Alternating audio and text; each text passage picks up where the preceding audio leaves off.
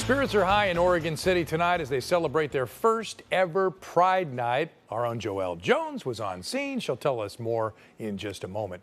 Welcome to KOIN 6 News at 10 o'clock on Portland CW. I'm Wayne Haverly, and we are following up on a story we brought you earlier this week as Oregon City celebrates its first Pride. Organizers tell us they anticipated some pushback and they had to make some changes, but they still move forward with tonight's plans. Our Joelle Jones, she joins us now live in the studio after attending today's event. How did that go out there today? Well, tonight, I should say. Yes, it's still going actually. Yeah. And leading up to today's event, what organizers tell us, there was some pushback and they faced some hate on social media just a few blocks away from today's event. We did see a group self-identifying as Proud Boys clash with counter-protesters, resulting in 2 arrests for disorderly conduct. But inside the event, the mood was one of excitement and endurance, with Pride organizers telling us any pushback is proof that this city needed this now more than ever. It's been a long time coming, but despite some pushback and scheduled protests, the show did go on as Oregon City celebrated its first ever Pride event today.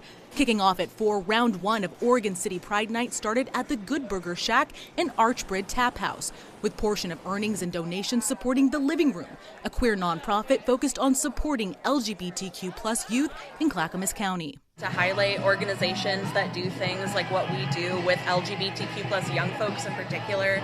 There's a lot of things happening in Oregon and across the country and across the world that cause a lot of anxiety, and I think it's really important now more than ever to celebrate queer joy as much as we can. Primarily sponsored by Cascade Counseling and Consulting, the event was complete with vendors, music, drag story time, and more.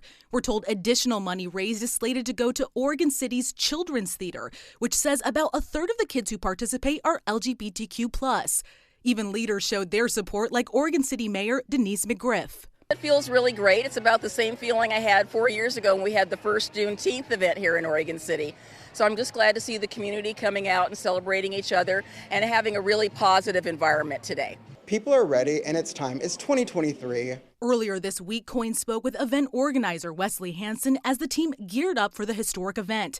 With Pride now a reality, we caught Oregon City resident appearing in drag as Ms. Ecstasy Inferno. I was beaten, I was thrown in lockers, I had my head shoved in like toilets, all because of who I was.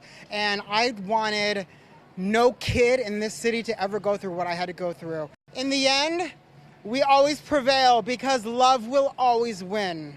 But not everyone was thrilled about the event. In addition to pushback on social media, a group self-identifying as the Proud Boys held a protest just a few blocks away on 14th and Washington. But Pride goers at the event tell us their presence didn't rain on their parade. I feel like there are some voices that are very loud, but they're very few.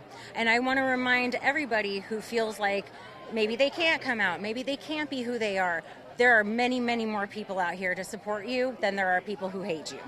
And while the event had to push back and relocate the Pride vendor market as well as the drag show due to parking and security concerns, organizers say the overwhelming support and turnout also played a larger venue. Everyone said Oregon City was not ready and didn't want a Pride. And I'm here to prove that is absolutely wrong. Because if you look in there right now, you can see all the love, the support and everything, and for all the hate that was thrown at us.